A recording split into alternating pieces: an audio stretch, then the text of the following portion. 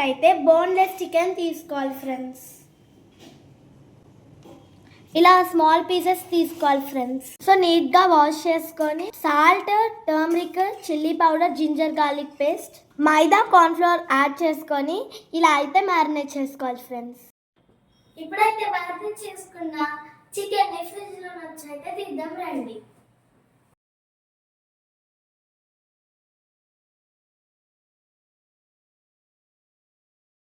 ఇప్పుడైతే deep fry చేసుకుందాం రండి.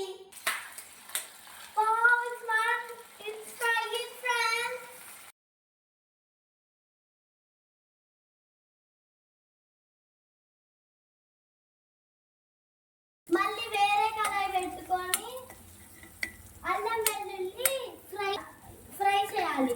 ఆ తర్వాత ఆనియన్స్ వేసుకోవాలి.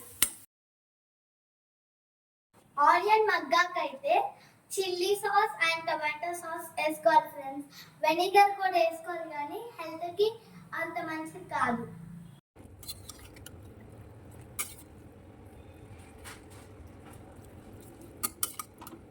అయితే టేస్ట్ చేసి ఎలా ఉందో చెప్తాను ఫ్రెండ్స్.